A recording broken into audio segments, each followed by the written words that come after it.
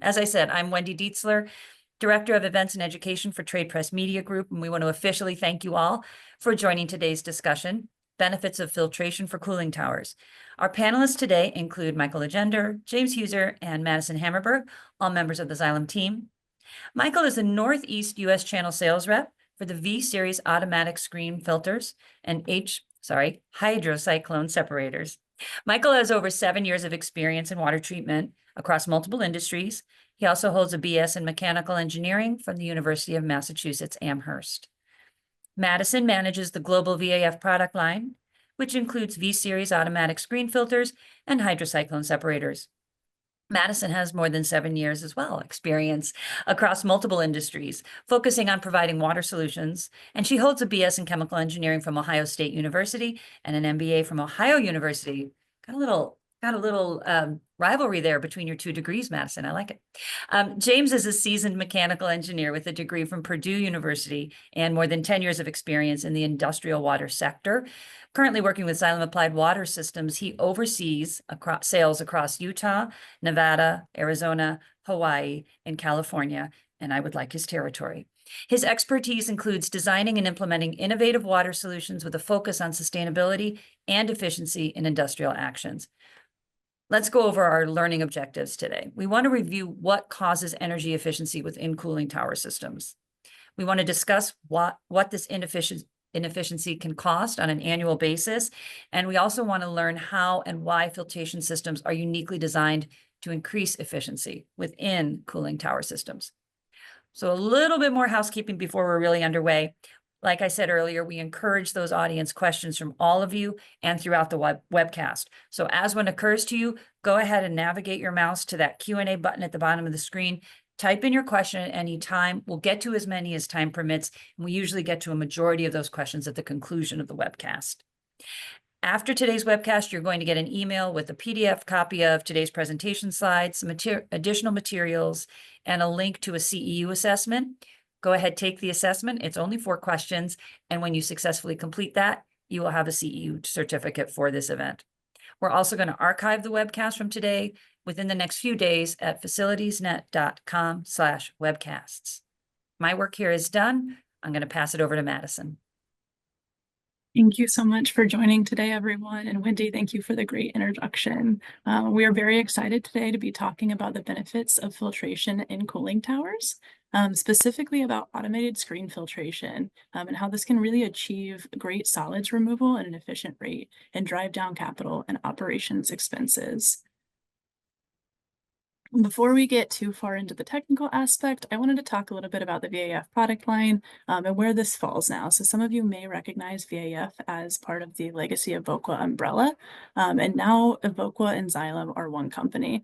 So we do fall under the Xylem umbrella, which is great because it gives a lot of depth to the organization, and it gives a lot of synergy now within the VAF product line, which James will talk about a little bit further as well.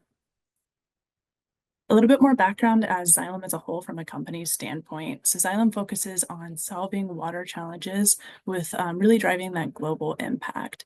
We have over 100 years of innovation and leadership for our customers. We're located in over 350 locations around the world and have solutions present in about 150 countries. So again, we really have this depth when bringing Evoqua and Xylem together, and this can really be felt within the VAF product line as well. We'll share some of our case studies closer to the end. But without further ado, I am going to go ahead and transfer it over to James to talk to you more about VAF. Thanks, Madison. Thanks, Wendy. Thanks, everybody. The first part of this, we're going to talk about impact of contamination within cooling towers. So cooling towers are used in a variety of vertical markets.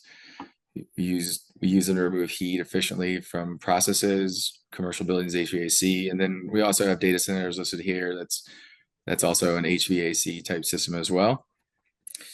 The story is the same for all these verticals. Anytime when you have suspended solids and solids build up in your cooling tower, they'll cause problems within the system. You'll have a loss of efficiency, and you may even have downtime that leads to loss in revenue. So common challenges in cooling towers, especially open cooling systems. The first one, I kind of have these organized to where we're going to look at contributions to TSS and what they lead to. So the first one is corrosion. So you get corrosion within cooling systems and cooling towers through loss of pH control.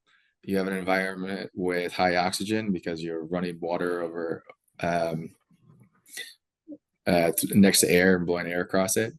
You can produce scale, and when you get scale, you'll get under deposit corrosion. And then you get the exact same thing with microbes. So you can build up fouling from microbes and produce corrosion. All those things produce TSS, suspended solids in a cooling tower. Looking at microbes, so microbes are caused from organics and poor chemistry control, also low flow. These produce suspended solids within a cooling system. Scale is caused by poor management of TDS. So in your cooling tower makeup, you have dissolved solids. And if you have poor control of your cycles, you'll get too high of TDS and you can begin to produce scale. You can also produce scale from a lack of pH control and a lack of your chemistry, lack of control from your chemistry. This again produces TSS. So corrosion, microbes, and scale, all of these things together combine and can produce fouling in your cooling system and cause a loss of efficiency in the system.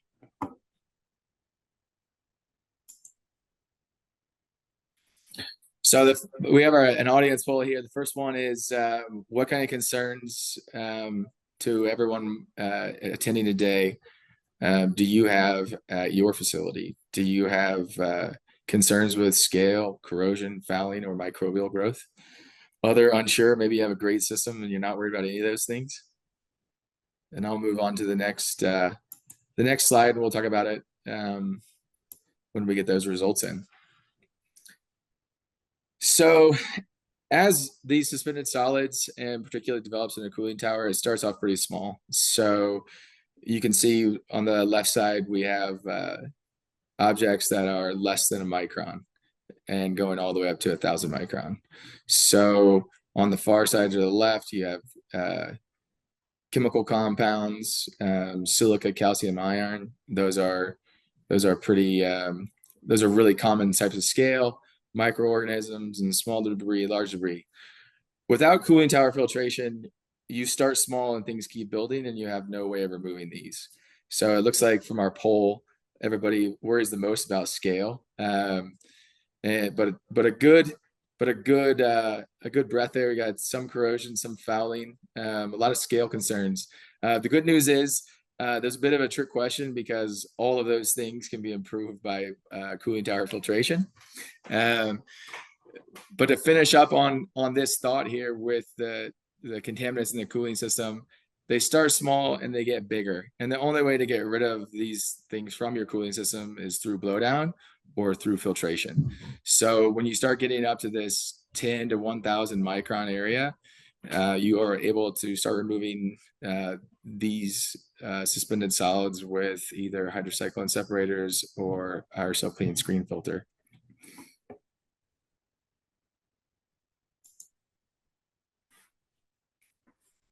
So what are the costs of suspended solids in a cooling system? So we kind of have these organized in ascending capital cost or operational costs. So the first thing that's going to happen, I talked about it before, your suspended solids grow within your cooling system. The only way to remove them is through blowdown, cleaning the system while it's down, or filtering while it's operating. So if you're blowing down frequently, you're going to waste some water. As you blow down, you pay to treat all of that water with chemistry. Every gallon of blowdown water is chemistry that you've paid for. So you're losing money through chemistry. If you don't blow down enough water, you're going to have increased maintenance within the system. So you're going to have more outages where you're cleaning heat exchangers or cleaning your cooling tower. And that's very, very costly. And then the last one, it almost becomes, it's typically everyone knows about it and is aware, but not everyone is great at being able to track it.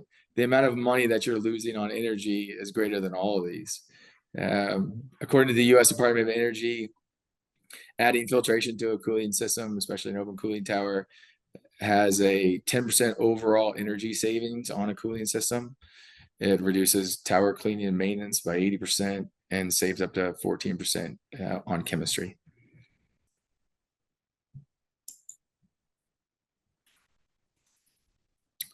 So this is kind of a precursor to a lot of what Mike's going to talk about. At the top of this chart, we have various contaminants within a cooling system. It's really just to give everyone an idea of the size of these various objects in a cooling system. You're starting at the top with sand and some organics here, bacteria and dust, scale and TSS. I mean, really, the truth is, all of these build and get larger as they stay in the cooling system. The longer their residence is in the cooling system, the larger they get, and they move to the right on this chart. So your bacteria, although a single cell is relatively small, biofilms and higher life forms are much larger and reach this happy area over here. We can filter them out. Looking at various removal options for filtration on the bottom of this. So we have green here, hydrocyclone separator. This is one of the products that Mike's going to talk about. And then we have screen filtration a little bit lower than that. So you can see how this has a pretty wide operating area there with the screen filtration. And your hydrocyclone separator, it's a little bit better at moving larger particles, especially particles that are heavier than water. Madison touched on this, I think, on our first or second slide.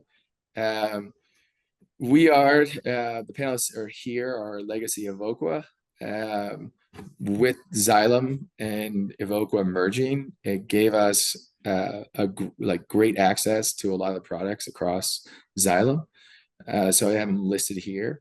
We're going to talk about hydrocyclone separators and automatic screen filters on this webinar, but feel free to reach out to us for pumps, UV, ion exchange, ozone, and then we also have our Vortisand media filtration on top.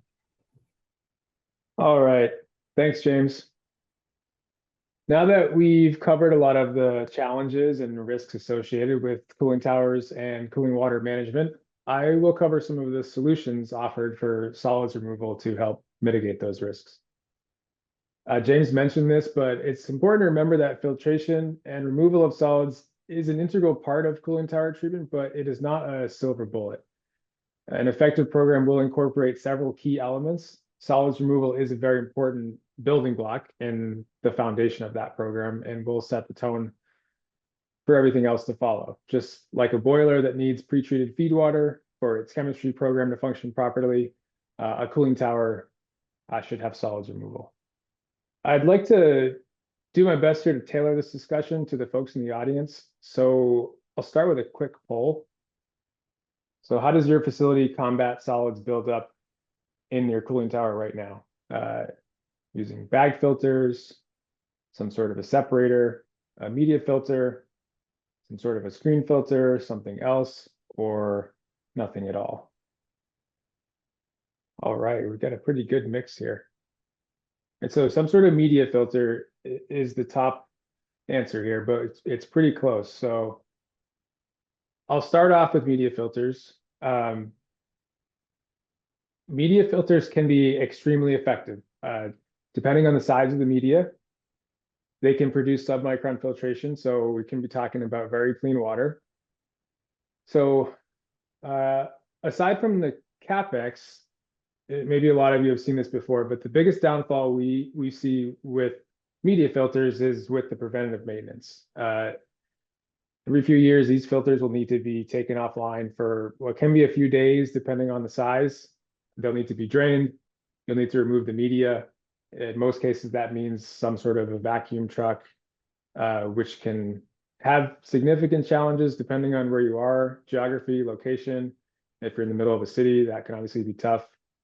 The disposal fees associated with that media If it's classified as hazardous, that can, that can add up.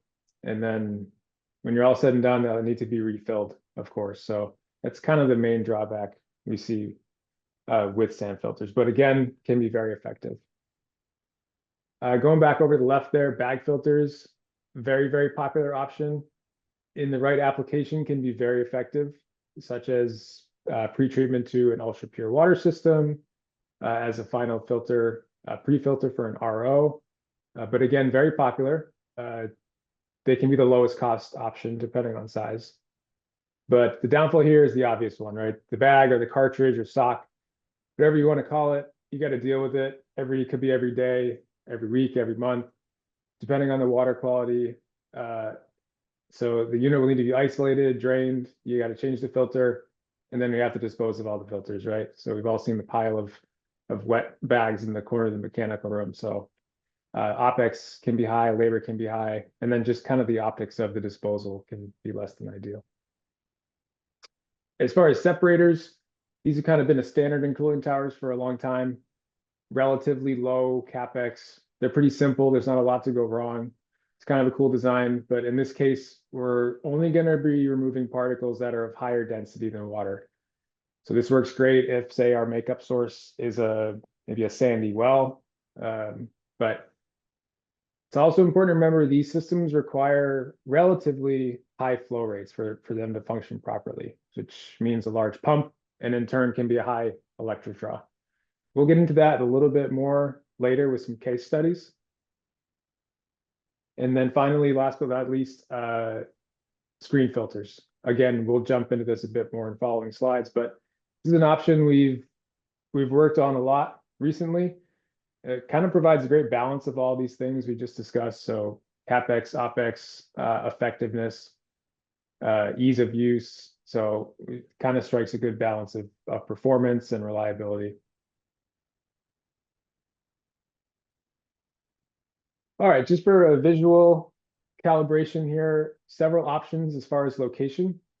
For solids removal in a cooling tower, we're looking at either filtering the makeup water going to the tower, some side stream of the recirculation loop, or a full stream on the recirculation loop.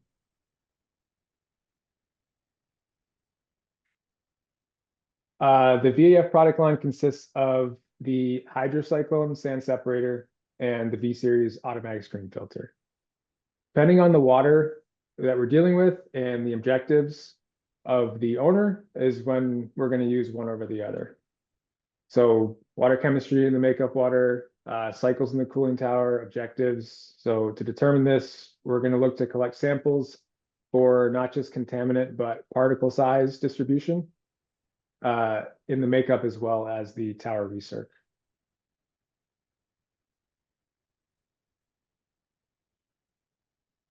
All right, so now we'll take a closer look at the V-Series automatic screen filter. We have a cutaway model here, and we can see three separate chambers that make up this relatively simple filter. We've got a coarse screen chamber, we've got a fine screen chamber, and we've got a flush chamber. So as water enters the filter through the flange on the left, we'll contact that coarse screen, filter out any large debris that could impact the filter internals downstream. We get to our fine screen chamber. Here's where we'll define the degree of filtration we want to achieve. And then out the flange on the right with clean effluent water. We'll monitor pressure on the inlet and the outlet of the filter as the filter gets dirty and builds up a cake and thereby builds up a differential pressure. Eventually we'll hit a preset amount. Our standard is 7 PSI, which will trigger a cleaning cycle. When that happens, water will flow essentially in reverse across the fine screen through these vacuum nozzles out into the flush chamber, which will spin a water motor and drive the patented bidirectional screw to achieve rotational and translational energy to clean the entirety of the inside of that fine screen. It's important to note that as this cleaning cycle happens, we are still going to be producing clean effluent water out of the flange on the right as well.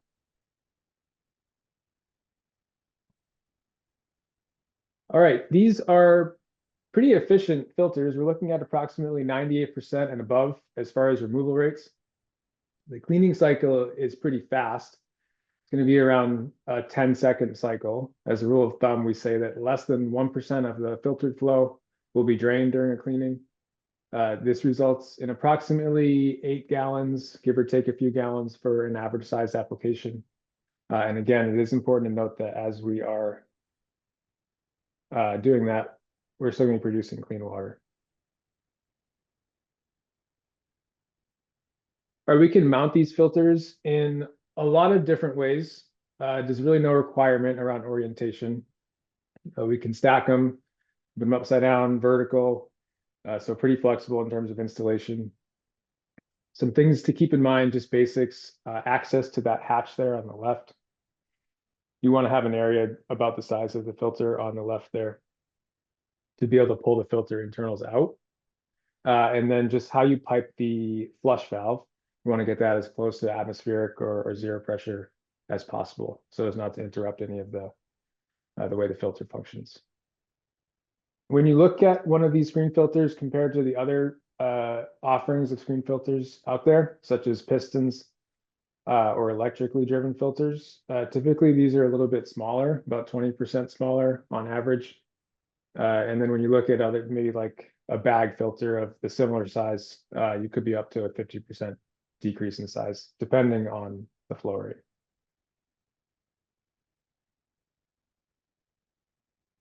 One of the ways that we are innovating in the cooling tower market is cleaning multiple towers or basins with a single system.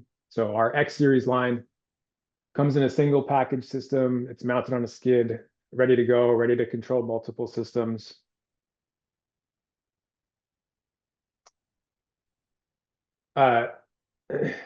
This can be combined with a manifold and a basin sweeping system to achieve great results over several, up to 16 systems at a much lower upfront cost when compared to individual filtration for each system, of course. This is becoming a more and more popular choice in kind of modular facilities with higher cooling loads and multiple points of use, such as data centers.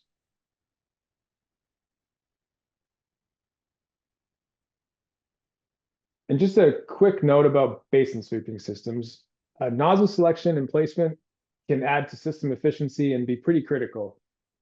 Using a Venturi style nozzle will increase mixing, which will in turn increase solids removal. Placement is also pretty critical. We want to make sure we're not missing any spots, somewhere we can collect dirt and kind of create a hot spot to harbor some bacteria. All right, and just to pull the wrap up with screen filtration, we're always looking to tailor these for the audience. So for next time, you might know which area to spend more time on. So which advantages of automatic screen filtration are the most appealing? Is it reduced water during flush cycles? Is it smaller footprint, reduced complexity and maintenance, the automatic nature of the filter, or the continuous production of clean effluent water? Okay, pretty mixed again. Reduced complexity and maintenance. Yeah, okay. All right, with that, I am going to pass it back over to James. Thanks, Mike. So I've got a couple of case studies here. These are some examples where we've placed VAF in cooling systems. First one here is at a medical center in Georgia. They had an existing media filtration system. Earlier, I talked about how suspended solids in your cooling towers start off, submicron. They start off as very small particles and they grow within the cooling system. So in this particular case, we're able to filter at a finer degree than their previous media filtration. So using VAF set up on their cooling tower system. So this was a 1,200 ton system. And previously they were using a 22.5 horsepower pump. And we were able to downsize that to 10 horsepower. On top of that, they were filtering 24 hours per day. And we were able to downsize this to 6 hours per day. So we timed it on the cooling system. Those changes, so being able to filter to a smaller degree and get those suspended solids out of your system before they grow and become larger problems, makes it so you can run a smaller amount of water through, and then you don't need to run it as much. So in this particular case, this LCSFX system was about $2,400 a year in electricity to run that, versus more than $20,000 a year for the previous system. So that's a pretty big gain. The footprint's smaller. We had some flexibility to be able to time the filter. And then, of course, it's hooked up with BACnet for SCADA monitoring and control. But I think the real big takeaway for this is a pretty decent size savings in energy just to filter the tower. So that doesn't factor in the energy that you save by running the system cleaner than it was previously. The second one goes back to Mike did a really great talk about our X system and agitation in the cooling system. So this is one of our V500 self-clean screen filters paired up with an agitation system and the cooling system. It's a relatively small unit, 300-ton cooling tower. There's a good look of the modeling that we did for the basin, the installation, and then there's some before and after pictures. I think it does a really great job of showing, the water looked clear before we started agitating and filtering, but you can see after we started agitating the tower basin, really drive solids into the water to get them filtered out and clean up the system. And lastly here, this is a kind of another look at some other installations. I think this shows a good variety, a breadth of installations here. So first one is a geothermal power plant where you have 2 units filtering 4,400 gallons a minute. And the next one right next to it is a hospital in Seattle. This is our V series, our V200P plastic filter. We have it mounted vertically here on a 300-ton cooling tower. So that's a pretty small system. We're filtering down at 50 microns there. Here's an example at a petroleum plant in Mexico. They had issues with hydrocarbons in water. It's a little small there, but you can see before and after pictures after filtration was added. This is also paired with a separator. So they have separator removing heavy particulate, and then a VAF self-clean screen filter, filtering to a finer degree and catching the organics on top of those heavy sediments. And then finally here on the bottom right, we have 3 V1500 self-clean screen filters being used at a power plant in Florida. So kind of just a good look there of some various installations. And I think a pretty good representation of the various sizes and scope you can use for these for.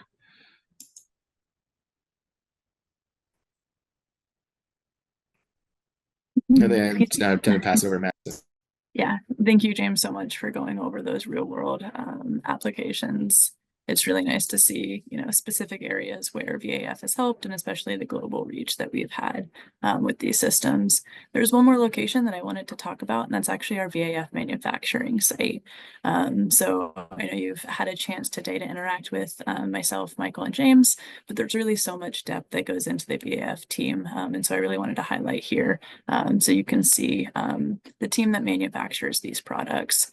So we are based out of Holland, Michigan, and everything is locally made and produced, which means that the VAF product line is BABA compliant. So if you have an application or a project that is looking for BABA compliance, for project level or product to be used those areas. Here actually a cooling customer order that we received early on skids over a week early. So you can really see the dedication and drive that this local team has to exceed our customer expectations and really push those forward. See if I can go forward one slide here. So we're going to wrap up now. I'm going to continue to go over just a little bit more of these key advantages of VAF and automatic screen filtration within cooling towers. So these really drive back to this reduced cost. And you can see here, and that we've talked about the improved water quality, the automatic operations, and the optimized runtime that we achieve with VAF filters. And all of these drive back into those reduced costs and are ways that we can achieve that. So be it the high efficiency removal of solids that improves the water quality, reduces the need for reliance on anti-corrosives and biocides for improving those effectiveness, pulling out those solids that really promote a Legionella habitat and reducing the chance of microbial growth in those systems. Those all amount to reduced costs. And I know when we saw those polling questions, one of the things that was really heavily leaning to was maintenance. And so these VAF systems are very easy to maintain. They have very minimum moving parts compared to a piston or mechanical driven filter counterpart. And they're very long lasting with minimum downtime for those maintenance and operations. With that, we are going to do one final audience poll. I wanted to ask all of you if you would like one of our team to contact you. Maybe you had some additional information past the webinar that you wanted to talk to us about. We are going to take some time for Q&A now, but if you really wanted to have a more in-depth conversation, we would absolutely be willing to do that. I will also share our contact information if you would like to reach out to us directly, or if you think that the content presented today combined with the Q&A session is enough, you can also go ahead and indicate that. So we will go ahead and take that information back. And then here is our contact information, and I will go ahead and leave this slide up for a little bit so everyone can take that down as well.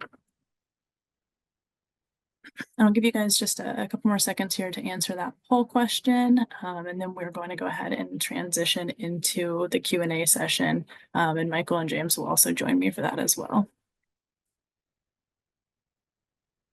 So I'm going to go ahead and start here with our first question. This actually came in during the presentation, and I thought it was a good one that kind of segued some of this. So someone was interested in understanding the difference between process water and inlet water, and specifically if we should be focused on removing these particles before they actually enter the system. And I know we had some slides on this, but I think it would be good to expand on for the audience here today. Yeah, that's a great question. So I don't want, it depends. So in some places, you're using different makeup water. There are locations where we'll find makeup water being brought into the system does have suspended solids in it, where you could filter there. Frequently, we'll see city water makeup on smaller cooling towers, especially commercial and industrial HVAC. I think there's one more part of it to understand. You have dissolved solids in your makeup water. Almost all of it outside of reverse osmosis water has dissolved solids in it. And the nature of open cooling systems is that those dissolved solids cycle up through the mechanics of evaporation. So you're evaporating pure water off the top of your cooling tower, and those dissolved solids they cycle up and increase inside your cooling tower. And if they cycle up beyond saturation, you've now produced suspended solids. So you've grown your solids in size from a dissolved to a suspended. So really, you always have solids going into the cooling tower, even with filtration on the inlet. There are cases where you have a high level of suspended solids with your makeup water, to where you would filter those as well. Examples would probably be like a well, for example, where you're making up with that and you're actually bringing sediment into the cooling tower basin, from your makeup water. But almost everywhere you will be bringing dissolved solids into your cooling tower that can cycle up and create suspended solids. I hope that answers the question. Yeah, thank you so much for that. And kind of segueing off of that, we have a couple questions here about actually how we determine which filtration system might be best based on an application. So for example, if someone's wanting to target energy reduction and how many kilowatt hours they consume, or potentially other issues with scale or corrosion, as we've talked about, or based on location of the filter. So how would someone, based on their factors in their application, determine which filter type they need?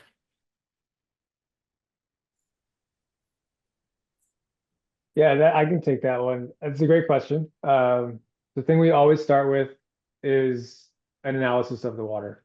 And again, I don't want to use the "it depends" answer, but it depends, right? So how many cycles you're running in your cooling tower, what does your makeup water look like, what are your end goals?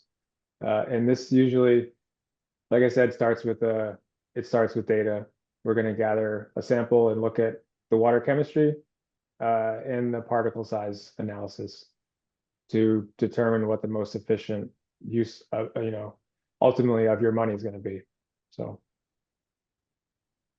Great, thank you.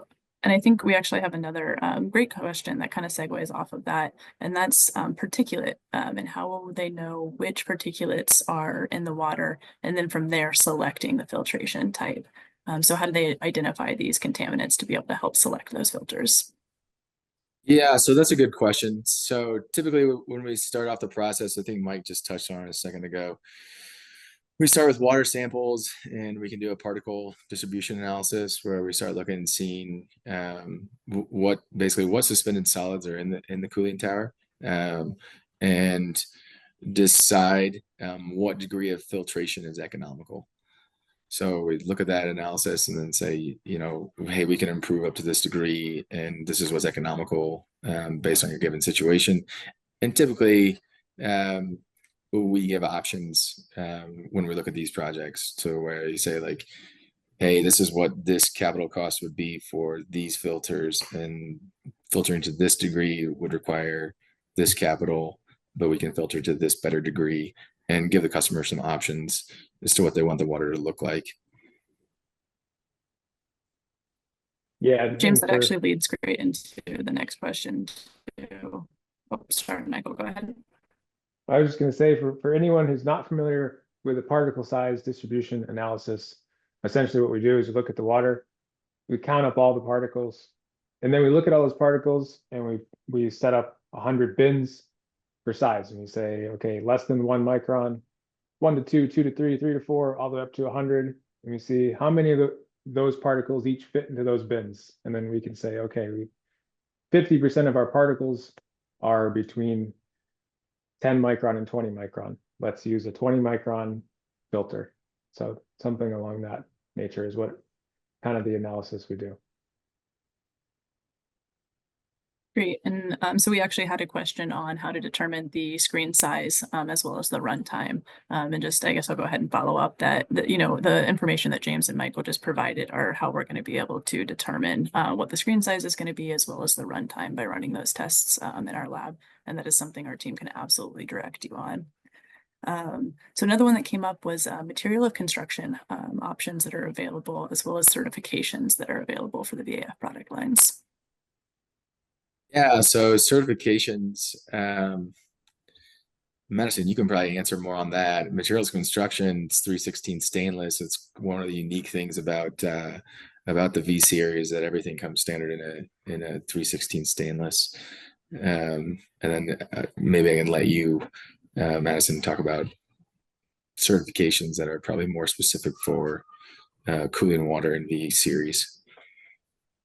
Yeah, absolutely.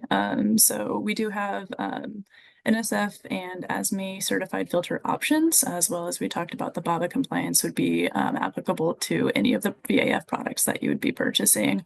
And if there are additional, I guess not to call it certifications, but if there are higher pressure vessels or something like that that you're interested in, or a potentially higher grade stainless steel, that's something you can contact us about. They're not necessarily within our standard product offerings, but we do have those options available as projects determined.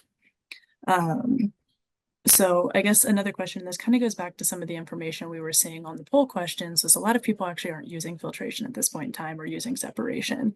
If someone has a unfiltered water that they're considering clean within their cooling system, do they still need filtration at that point in time? There's always a benefit. There's always room for improvement. So you may be able to reduce the blowdown that you're currently operating at. So right now, if you're not using any filtration, and maybe you're running relatively smoothly, so I can understand where you'd be hesitant to try and fix something that isn't broken. But adding filtration gives you a better method of removing solids. So you have the potential for removing solids more efficiently and reducing that blowdown, improving that chemistry cost, by removing solids, suspended solids from the cooling system, you probably reduce the amount of oxidizing biocide that's needed, because you're removing some of the organics that are in the cooling system. When you start reducing oxidizing biocides, you start reducing corrosion, and you have this like kind of cycle of improvement, I guess, where these things are building on each other. So there is, I guess, always room for improvement to, make that system work more efficiently. Yeah, absolutely. And then just the obvious one too, right? I think there's a lot of really clean cooling towers out there that have been kept clean for a long time by a couple hardworking people and some shovels once or twice a year, which is totally fine. But if everybody's sick of shoveling out the cooling tower every 6 months, then ongoing solids removal can lower that substantially. So going back to one of the case studies that was shared, James, you mentioned there was a BAF as well as a hydrocyclone. So one of the questions that came up was, do we need different types of filtration based on either the contaminants, or is this going to be a situation where we have to combine filtration types? Yeah, that's a good question. So typically, I guess we always look at this as like a good, better, best approach. So hydrocyclones remove particulates that is typically greater than 70 micron and has a higher density than water. And so it is a good starting point, and we'll remove those particulates. It is a lower capital cost than self-cleaning screen filters and our water sand option that we also sell. So it is a good place to start with.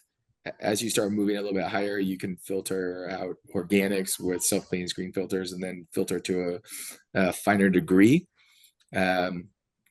Typically, you can handle all of them within a cooling tower by using self-cleaning screen filter or water sand. There are instances where I've seen a heavily fouled cooling tower where the suspended solids amount could be too much for one particular type of filtration. So if you had a heavily fouled tower, it might require two types of filtration on it. So maybe you have a hydrocyclone in front of a VAF, and that's kind of a customer,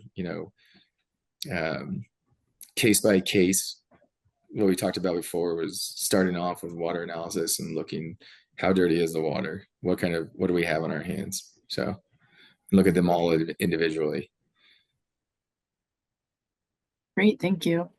So circling back around a little bit to energy savings, there's some questions on how, for an application, our customers could potentially either calculate themselves what they're currently experiencing with energy, and then how they might understand what filtration in general could bring to their system from an energy savings.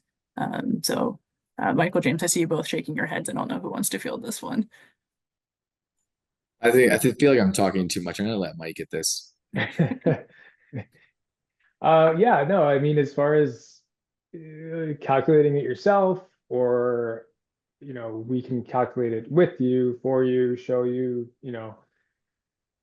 I guess I would say if there are specific cases, feel free to reach out. We're happy to either be on site or send you some information that we're looking for, gather information, and do a specific study on your application, on your current situation. Great, thank you. Another one we did see coming in was a little bit more request on expansion for chemical treatment, and how filtration will impact the amount of chemicals used, or if it will change the type of treatment required for chemical treatment.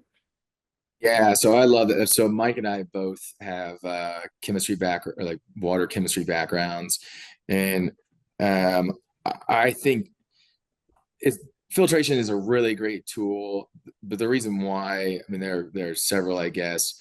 We talked about removing solids from the cooling system. So typical enhanced phosphate programs that are most common in cooling systems they usually have a polymer that's used to keep phosphate, organic phosphate, in solution.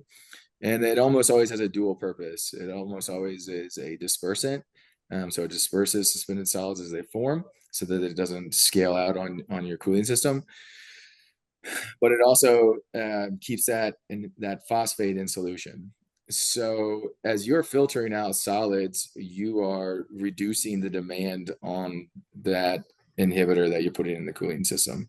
So some of the chemistry companies are actually feeding the amount of inhibitor going into your cooling system based on how much of that polymer has been consumed by suspended solids. So that's a first. Like first, you're going to reduce the suspended solids and reduce that consumption of inhibitor. The second one is you're going to remove organics. So you're going to remove some of the food that bacteria use within the cooling system to grow, which is going to reduce your amount of oxidizing biocide that you have to feed to maintain the correct amount of bio within the cooling system. If you reduce your oxidizing biocide, you're going to reduce your corrosion, which is another source of suspended solids. So not only are you reducing the suspended solids like within the cooling system, you're reducing their production like through those means. And as you reduce that, you're reducing chemistry. And if you're able to run that tower at slightly higher cycles, which means you're going to reduces blowdown, and every gallon of water that goes out blowdown has water chemistry in it. So every gallon that doesn't go down the drain is a reduction in chemistry for the exact same cooling production, I'll say. So that's pretty wordy. I hope that explains it. No, that was great. Thank you so much.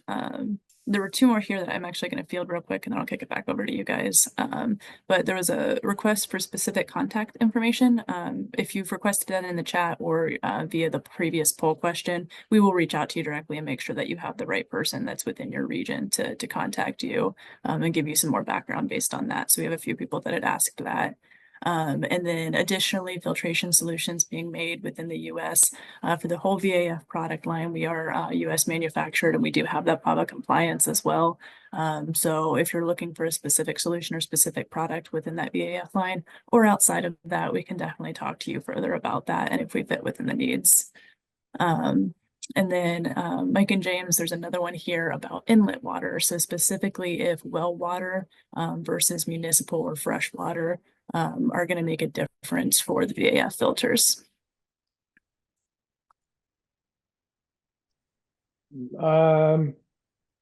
Yes, it will make a difference. It will affect ultimately what we decide on for our fine screen size in a screen filter, or whether we use a separator versus a screen filter or some combination. But yes, typically we see differences in well water versus municipal water. Yeah, so that might be a case where I talked about it a little bit earlier. You may have higher suspended solids in that well water. First of all, so you may benefit, I should say, from filtering that water to begin with. That all comes from a water analysis and looking at suspended solids in it. And then typically, well water has higher dissolved solids in it as well versus surface water, I'll say. Not necessarily city water, but city water very frequently, depending on where you are in the country, comes from surface waters, and surface waters have typically lower dissolved solid counts than well water does. So the well water would, first of all, could have higher suspended solids that need to be filtered, and then you're also going to produce suspended solids more quickly in cycling because of a higher dissolved solid count in that well water, if that makes sense. So it definitely has it plays into how you would select the filtration solution. Great, thank you so much. It looks like our questions are starting to slow down. So I wanted to give people a last chance to pop those in the chat. And then Wendy, I didn't know if you had any housekeeping or wrap up items. Well, thank you very much for that, Madison. Yeah, let's just keep an eye on that chat for the Q&A for one more moment, but please, everybody on our call know that these questions are all being captured. So if there were any additional follow-up from any of our panelists, you'll be hearing from them, but please don't make it a one-way conversation. You've got the contact information on the slide in front of you. Don't hesitate to use it to reach out. And in addition, all of this information is coming your way, dear audience, later today or tomorrow via email. You'll see the slides. Archive of the presentation will be on facilitiesnet.com/webcasts. And again, that CEU information is coming your way as well. I think we have come to the end of our time together, though. So I'd like to thank the three of you, Michael, Madison, and James, for a great presentation. So well put together and very, very thorough. Really helped for me clarify and enlighten a lot of those topics that sometimes aren't always as clear. So we really appreciate the time and effort you put into this presentation. We want to thank everybody in the audience for taking time today as well. It's really important to continue to talk about issues and technologies that impact and improve our day-to-day and our facilities role. So thank you for investing your time in this. And I'd like to also thank Xylem for their support of this event, for their sponsorship of this event, to again, help to enlighten our audience, to bring our industry forward into some of these new technologies. We're excited to see where we go from here. But right now, we're going to wrap up today's webcast. So once again, Michael, Madison, and James, thank you so much for being with us today.